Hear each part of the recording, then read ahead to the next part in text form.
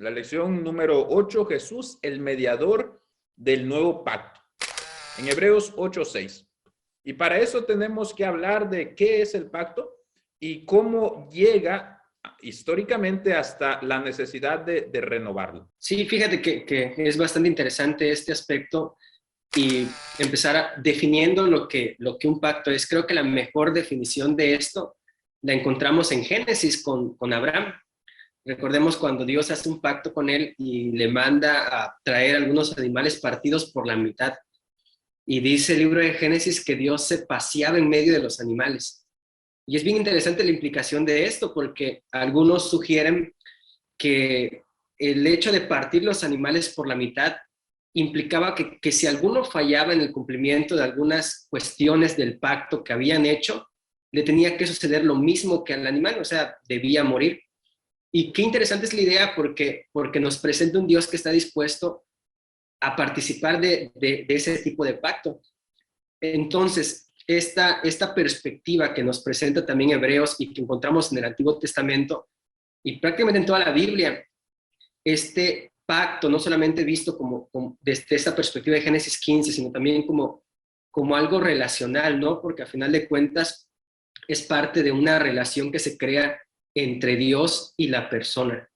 Lo tenemos desde esa perspectiva, pero es interesante que el pacto también es conocido como el pacto eterno. Quiere decir que Dios, esta forma de poder llevarse con la humanidad a través de pactos no es nueva, sino que Él ha decidido manifestarse y darse a conocer a través de estas estructuras conocidas como pacto, que es de lo que nos habla Hebreos también en esta semana.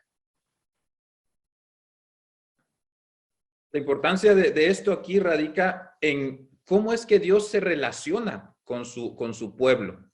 Cómo es que ese Dios todopoderoso tiene a bien, dice, integrar esta estructura, rebajarse a tal modo de que aunque lo que Él diga lo hará, le da al ser humano una garantía podría hasta parecer gracioso, es decir, cómo Dios morirá. Es decir, cómo lo eterno, cómo el ser dejará de ser.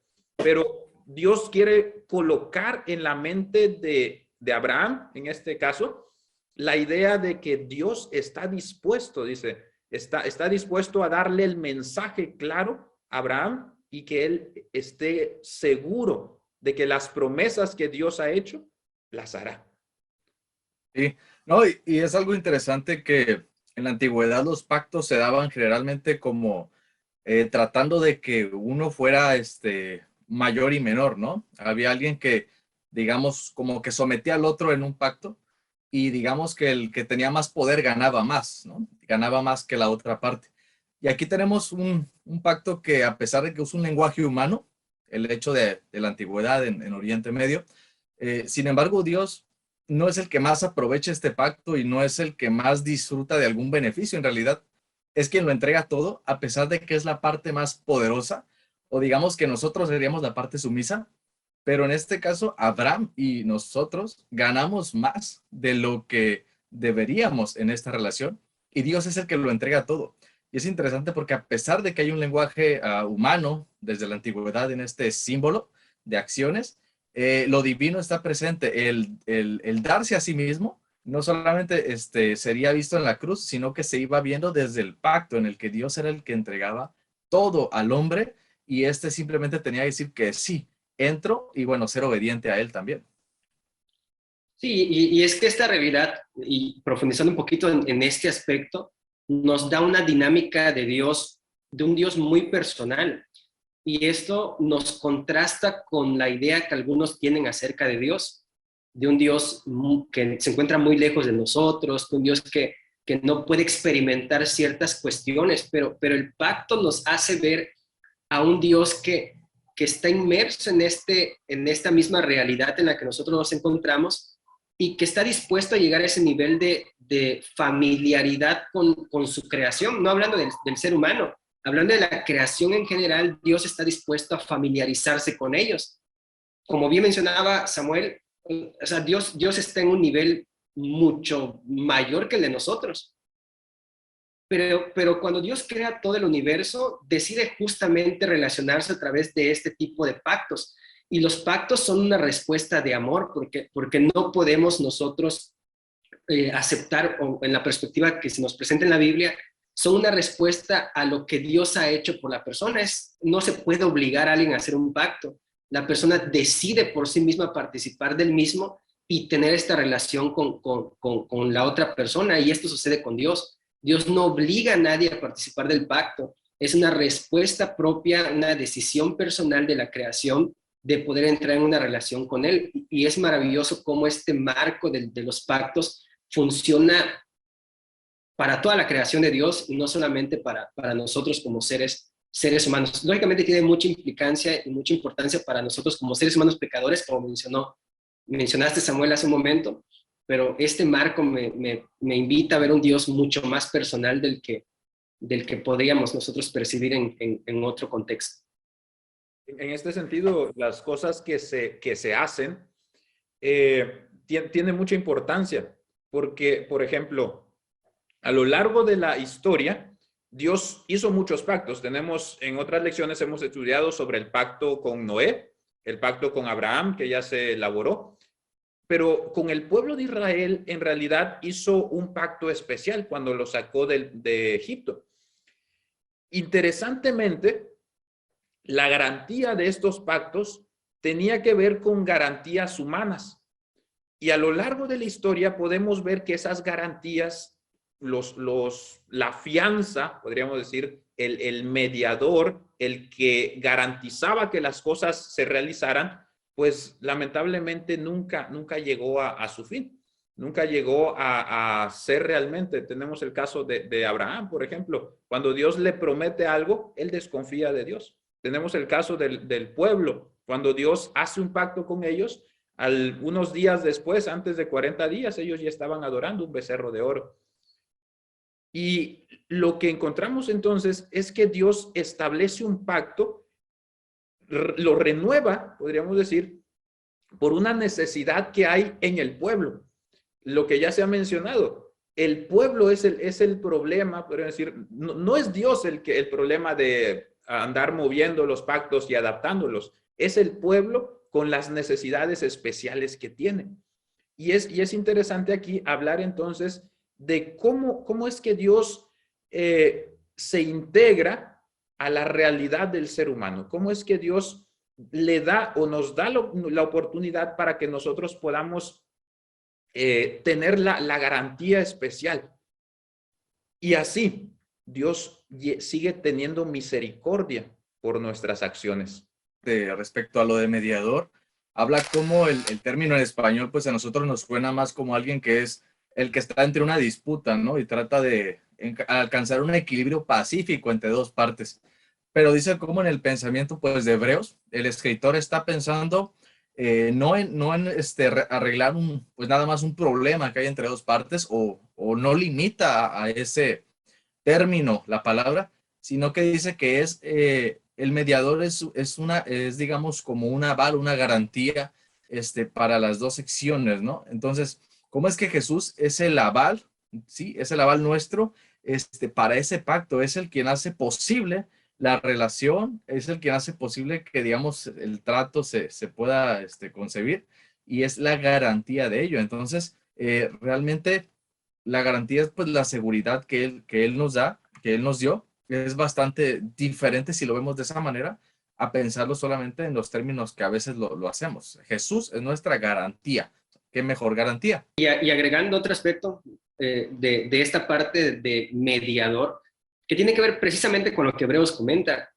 Jesús o Cristo, o como le queramos llamar, es el que permite la relación con Dios. Lo veíamos a través del concepto de la palabra, ¿no? La palabra, Jesús es el mensaje de Dios que nos permite entender quién es Él. Pero también Jesús nos permite entrar en una relación con Dios. Y yo creo que este aspecto de mediador que Jesús adquiere, has mencionado algo muy interesante, que es que Él es la garantía de las promesas.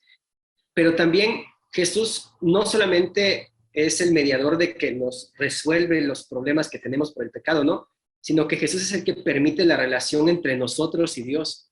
Es el que permite que Dios se relacione con nosotros y que nosotros nos relacionemos con Dios.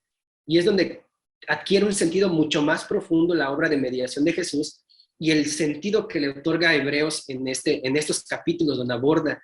Me llama mucho la atención que aunque Hebreos ha sido uno de los libros que más han estudiado para hablar acerca del santuario celestial, realmente Hebreos en el capítulo 7, 8, 9 y 10, sí habla acerca del santuario, porque no podemos negar que es así, pero lo hace dentro del marco del pacto y de Jesús como mediador del nuevo pacto.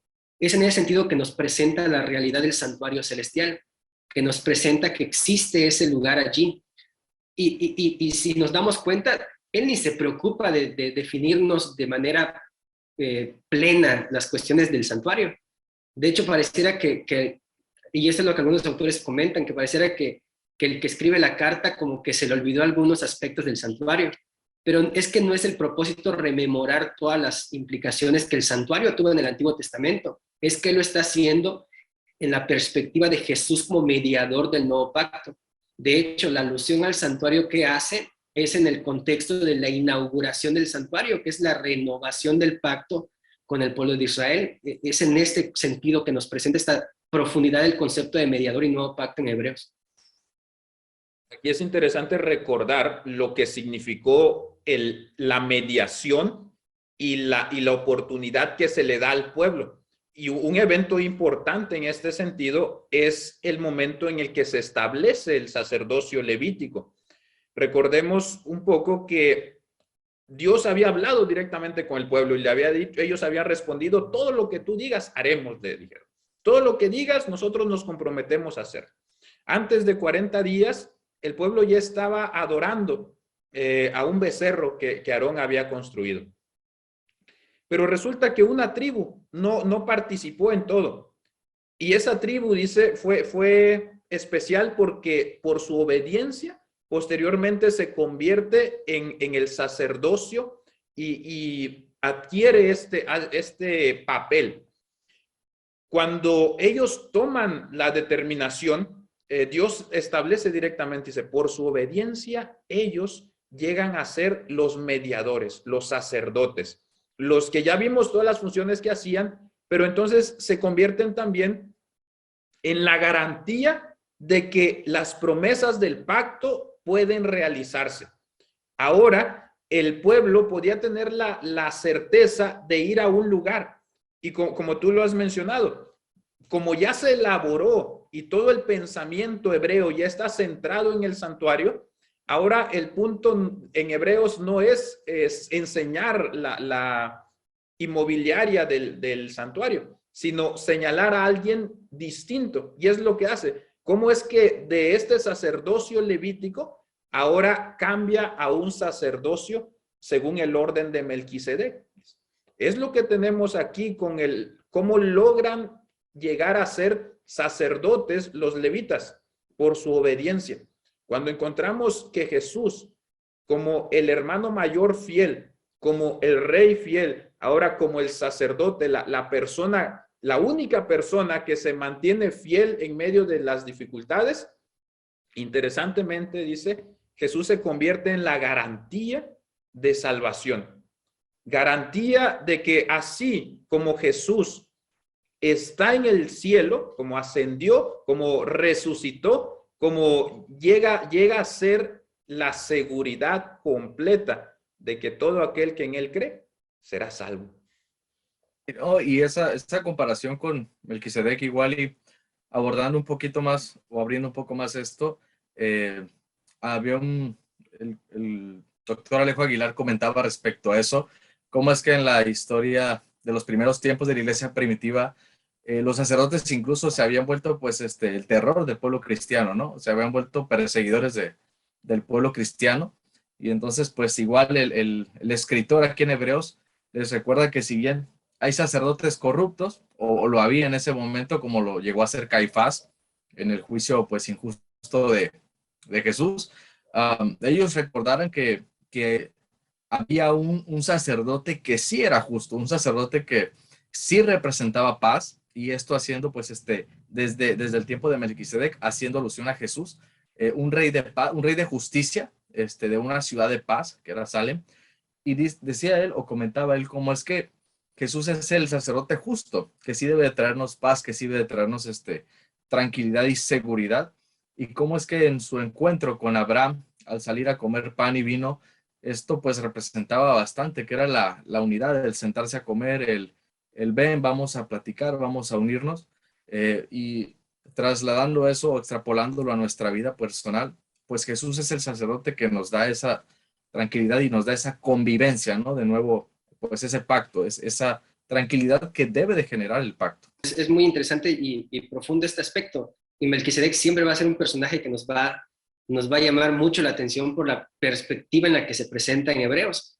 Pero precisamente el punto que Pablo resalta en ese aspecto de Melquisedec es precisamente que él es, porque no se nos menciona ni cuándo falleció, ni de dónde vino, ni esos detalles, él permanece sacerdote para siempre. Y es la realidad de Jesús, ¿no? Jesús es sacerdote para siempre. El problema de los sacerdotes levíticos, que aunque ellos fueron designados para realizar esa labor, ellos no podían pues ser mediadores más que por una generación prácticamente. Pero lo interesante es que Jesús puede ser el mediador de todos los que hemos creído en él y podemos confiar plenamente en ello. Podemos confiar plenamente que Jesús conoce lo que somos, conoce nuestras necesidades, cosa que los sacerdotes levíticos no podían hacer porque pues ellos pues no eran Dios, ¿no? Ellos tenían un conocimiento muy limitado de las personas, pero Jesús sí puede hacer eso y mucho más. Y es en ese sentido que entramos en un aspecto muy importante que es la renovación del pacto. Ya vimos a Jesús como mediador, vimos la necesidad de un pacto y entramos a esta parte del nuevo pacto, pero desde la perspectiva de Pablo, el nuevo pacto no es nuevo, aunque utilice esa palabra. Ya era algo prometido en Jeremías, en el Antiguo Testamento. Y la necesidad de un nuevo pacto se da en el contexto de lo que nosotros necesitamos. Me llama mucho la atención que los dos elementos que Pablo argumenta en Hebreos fueron los dos elementos en los que falló el pueblo de Israel. El pacto davídico, el rechazo del pacto davídico por parte de los descendientes de David y el rechazo del sacerdocio también.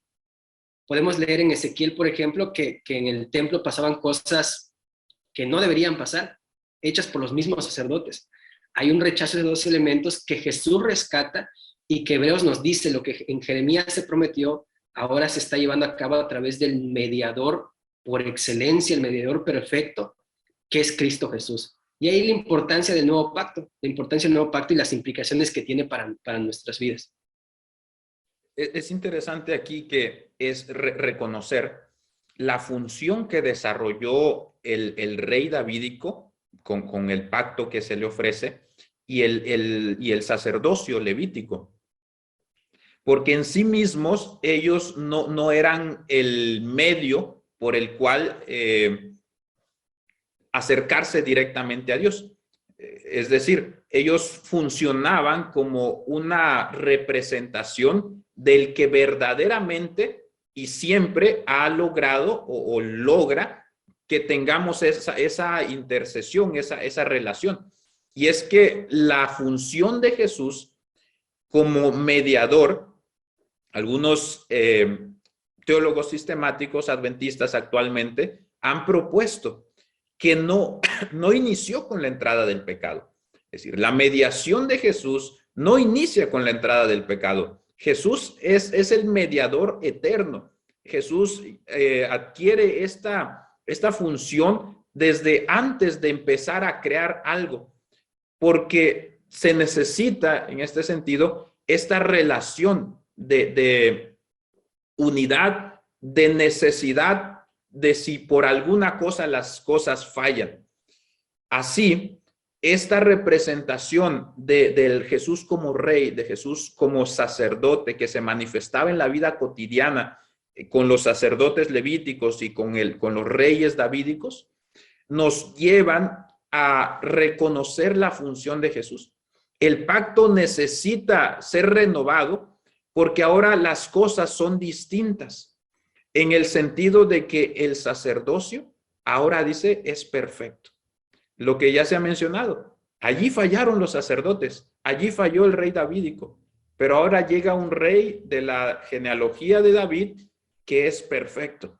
Llega un sacerdocio de un orden según Melquisedec, dice, y ahí entonces está la necesidad de renovar el pacto.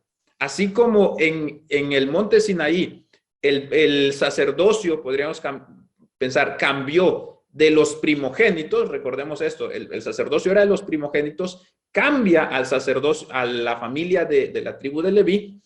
Así dice, ahora en este cambio, de ser de la tribu de Leví, ahora pasa al orden de Melquisedec, el sacerdote de Dios, el sacerdote de Dios eterno. Y esto es maravilloso, porque nos da la garantía sin igual de que las cosas se cumplirán, las promesas serán fieles. Este sacerdote, por su obediencia, no solamente lo que hizo en la cruz nos salva, sino durante toda su vida, su obediencia perfecta a la ley de Dios, como mencionaba el Salmo el día sábado que se hace alusión a él, el hacer tu voluntad, dice, Dios mío, me ha agradado. Eso es lo que David solamente aspiró, pero en Jesús, decía la lección, esto fue una realidad. Y así Jesús se convierte históricamente, podemos pensar, en el mediador del nuevo pacto para nosotros, del pacto renovado, como ya se ha mencionado. Y aquí vale la pena agregar un punto, antes de darle la palabra a Samuel, que vi que ya ahí está listo para hablar. Es interesante porque esto que tú mencionas hace necesario precisamente esta renovación del pacto. No porque los mandamientos de Dios ya no sigan en función, porque esto tiene implicaciones con ello. Porque algunos presentan, ¿no? Pues es que eso significa que a partir de Jesús ya los mandamientos ya no tienen validez. Pero no, esto ha ocurrido, como bien has mencionado, ha ocurrido en el Antiguo Testamento. Por ejemplo, de hecho, estaba recordando que se habla del becerro que se sacrificaba cuando todo el pueblo participaba de algún pecado, y el pacto se renovaba. Cuando Josué entró a la tierra prometida, renovó el pacto también, leyeron otra vez las leyes, se tuvieron que ver algunas cuestiones y el pacto se renovó. Esta perspectiva que encontramos en Jesús, como bien has mencionado, que es una perspectiva mucho más profunda, Cristo tomando sobre sí el sumo sacerdocio, porque tanto el rey davídico como el sacerdote levítico fallaron. Cristo, tomando estos dos elementos, requiere una renovación del pacto, una reafirmación del pacto.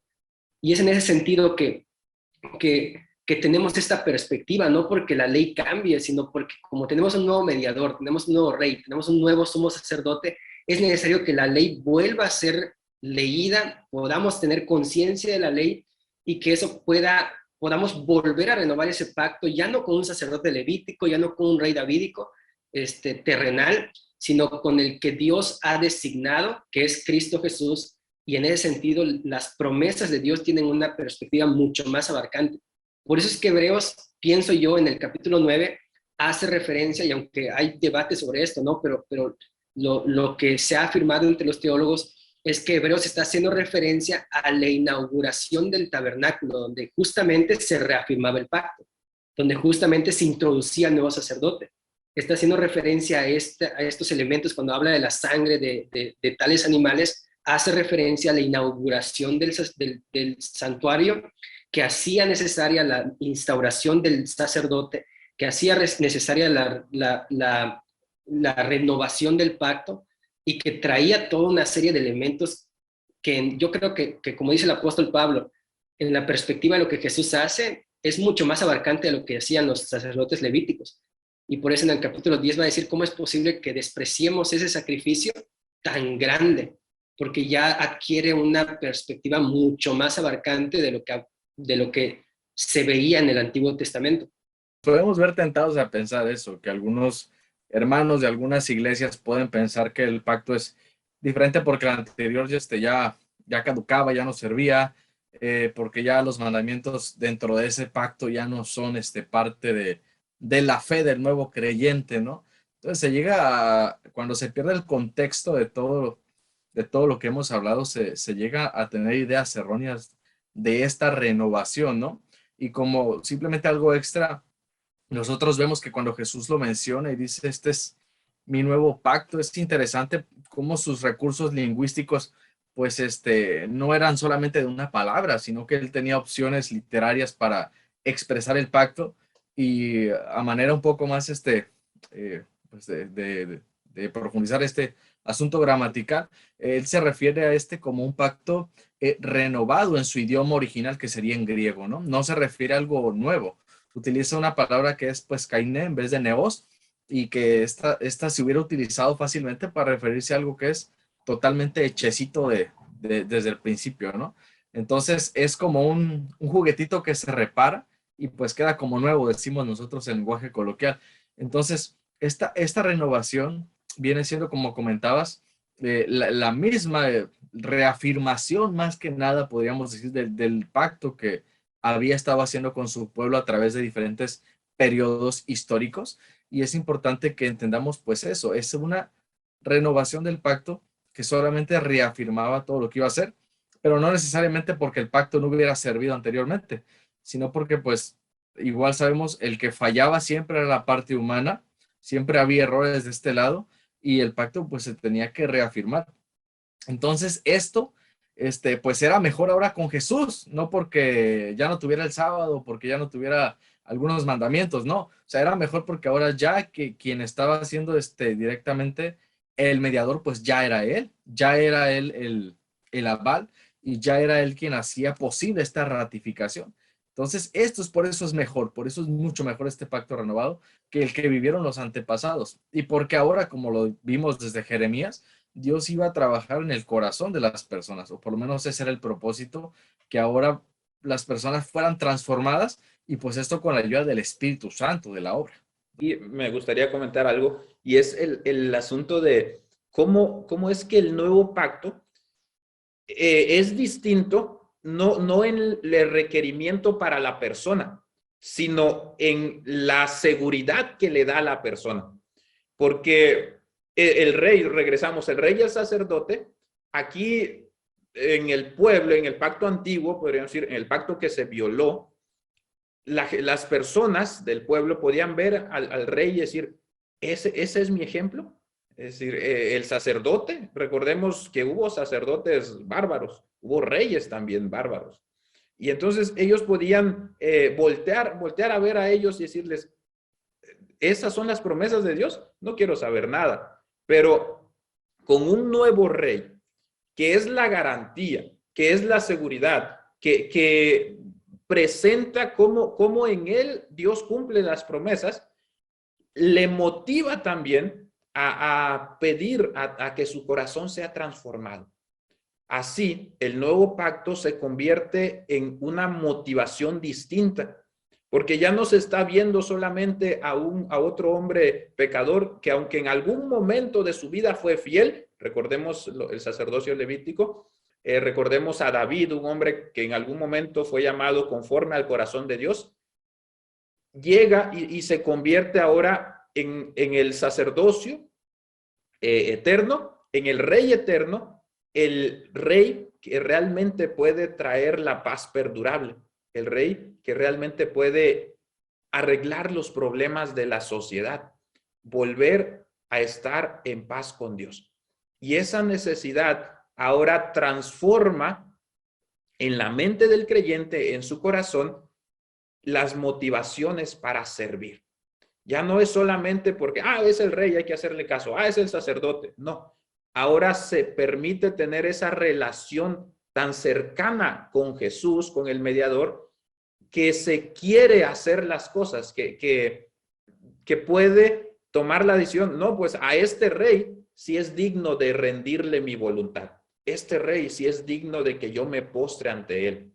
Porque sabemos entonces que este rey, dice, siempre será obediente, siempre hará las cosas de acuerdo a la voluntad de Dios. Sí, y creo que ese punto es lo que Hebreos argumenta, porque tenemos en Hebreos 12 que nos presenta, puesto los ojos en Jesús, el autor y consumador de la fe, y nos hace una clara alusión a poner nuestro enfoque en lo que Jesús hizo, cosa que es sumamente impactante para nosotros. Y en repetidas ocasiones, me llama mucho la atención ahorita que mencionó toda esta parte, lo que menciona en la parte final de Hebreos 12, que dice, mirad que no desechéis al que habla, haciendo referencia otra vez a Jesús. O sea, hay como que un elemento de mantener a Jesús como el ejemplo, porque él sí cumple con todos los estándares que nosotros esperaríamos que el rey davídico cumpliera, que el sacerdote cumpliera. Jesús sí es el ejemplo supremo, como hemos visto en repetidas ocasiones, o vimos en lecciones pasadas. Él es nuestro modelo a seguir. Y por eso es que en la parte final, en esta conclusión que vamos a analizar en las lecciones finales también de este trimestre, se nos invita precisamente a eso. Pongan su mirada en Jesús, no desechen a Jesús que habla. Hebreos 13 dice, Jesús es el mismo ayer, hoy y siempre. Jesús se convierte entonces en ese paradigma al cual nosotros podemos acceder y que a través de la contemplación, como se menciona también en otros textos, podemos ser transformados. Es a través de esa contemplación que somos hechos a imagen de Jesús por la acción del Espíritu Santo que transforma nuestras vidas. Porque regresamos al punto que veíamos en semanas pasadas. La transformación no se hace de la noche a la mañana por arte de magia y sin que queramos. Es a través de ese deseo de parecernos más a Jesús, de esa decisión de someter nuestra voluntad a Él, que la transformación llega a ser una realidad en nuestras vidas.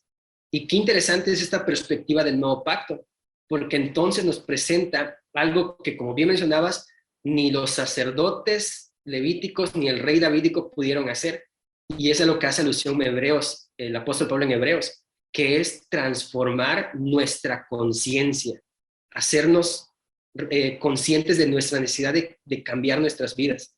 Y solamente para agregar esto, como dato interesante, qué curioso, mencionaba Otoniel hace un momento que la mediación de Jesús es desde antes de que se creara esta tierra. Y qué curioso es que Jesús recupere esa mediación, recupera el pacto, un pacto eterno. Él hace un nuevo pacto, el pacto con nosotros, pero también vuelve a tomar para sí esa función como mediador de toda la creación. Y el propósito fundamental, según Efesios, es que Dios espera reunir en Cristo a todos en algún momento cuando Él venga por segunda vez, que yo creo que es el clímax de su labor como mediador de la creación que Dios ha realizado. El transformarse es algo que se requiere pues de voluntad, ¿no? Y con la ayuda de Dios. De hecho, la hermana Ellen G. White menciona que las personas al morir pues no van a ser transformadas al resucitar. Menciona ella cómo es que literalmente quienes murieron en guerra vuelven a levantarse con ese pensamiento de guerreros, de lucha. Quienes murieron enfermos vuelven a levantarse pues pensando en su enfermedad.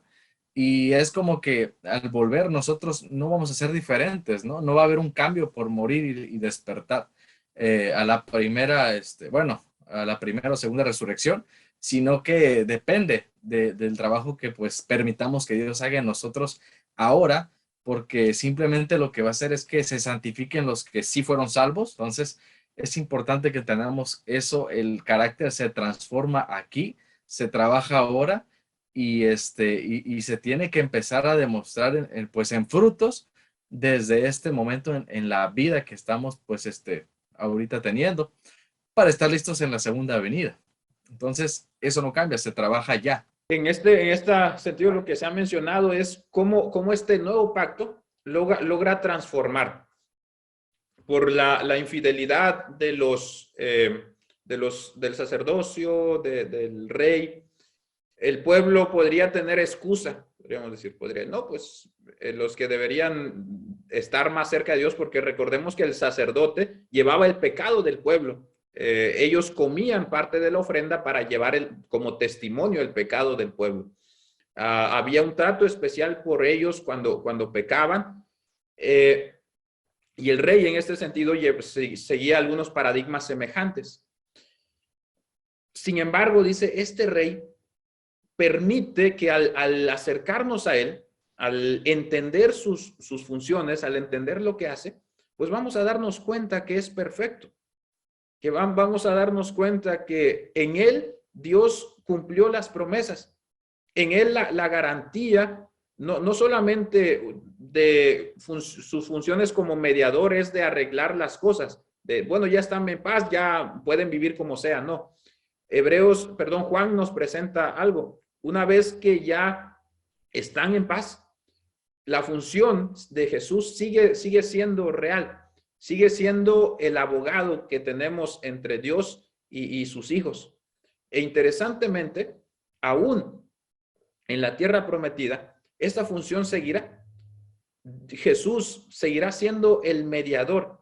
Jesús como ser humano continuará funcionando ya no como un sacerdote que necesita expiar los pecados, pero sí como un mediador. De las marcas de Jesús seguirán recordándonos que la honra y la gloria solamente se merece a Él, porque gracias a lo que Él ha hecho es lo que tiene garantizada la estadía de cada uno de nosotros allí. Cada uno del que esté allí recordará que es por Jesús que puede estar allí. La garantía que tenemos es que todo aquel que cree, todo aquel que quiera, todo aquel que se acerque, Dios no lo rechaza. El obedecer no es digamos, el acto que nosotros tenemos que hacer para ser salvos por culpa del pecado en sí mismo. A veces piensan algunas personas que debido a que pues hubo pecado y Jesús murió por nosotros, tenemos que obedecer para poder salvarnos por todas esas cosas que pasaron. Sin embargo, menciona la autora, White, que la condición para ser salvos hoy, en este ambiente de pecado y siendo nosotros pues pecadores, es la misma que ha sido desde el principio, desde antes de la intervención del pecado, desde antes de que fuéramos corrompidos. Dice que siempre ha sido la misma. Entonces, entrar en el pacto y entrar en la obediencia no es una condición de ahora porque, bueno, porque hay pecado, porque Jesús murió por mí, por todo eso. No, simplemente es tomar el estilo de vida que deberíamos de haber seguido desde el principio, antes de la caída del hombre, ¿verdad? Es tomar la propuesta de vida que Dios nos ha dado a nosotros desde el principio en el Edén, cuando todo era perfecto.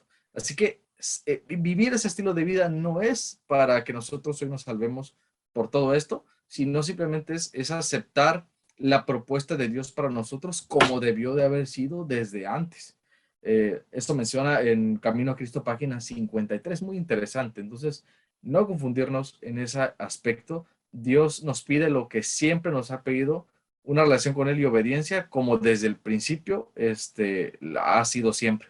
Sí, y es lo que marca Pablo también en Hebreos, que es, vamos a estudiar la persona que viene, el sacrificio perfecto de Jesús nos limpia, pero la mediación de Jesús es lo que nos permite, como bien mencionaste, Samuel, esa obediencia, el vivir en el ideal que Dios tenía en el principio. Es esa mediación de Jesús, es el sumo sacerdocio que tiene, es la labor del Espíritu Santo, los que nos permite entrar en esa relación pactual con Dios y poder llevar una vida acorde a lo que Él tiene pensado para cada uno de nosotros. Y ese es el sentido que nosotros tenemos, es lo que permite el nuevo pacto, es la renovación que el pacto logra en nosotros. Y cuando somos bautizados, nosotros experimentamos eso. Jesús nos limpia de pecado, pero iniciamos esa vida cristiana en la cual somos partícipes de estas promesas que el nuevo pacto, la mediación de Jesús nos otorgan, ese sacerdocio que Él tiene en el santuario celestial. El desafío que encontramos ahora es participar de este nuevo pacto. Es un desafío no porque sea difícil, es un desafío porque nos invita a tomar una decisión. Jesús ha inaugurado el nuevo pacto. La seguridad de todo aquel que quiera acercarse está en los méritos de Jesús. Si alguna vez te preguntas si eres digno de salvarte, tienes que preguntarte primero si Jesús es digno de ser salvo. Y entonces la respuesta a esa pregunta es que sí, Jesús es digno de ser salvo. Y como Él es digno de ser salvo, Él puede garantizarte a ti la salvación. Confiando en esa promesa, podemos nosotros vivir seguros que el león de la tribu de Judá, la raíz de David, dice, ha vencido y es digno. Vivamos entonces adorando a Dios, sirviéndole de todo nuestro corazón.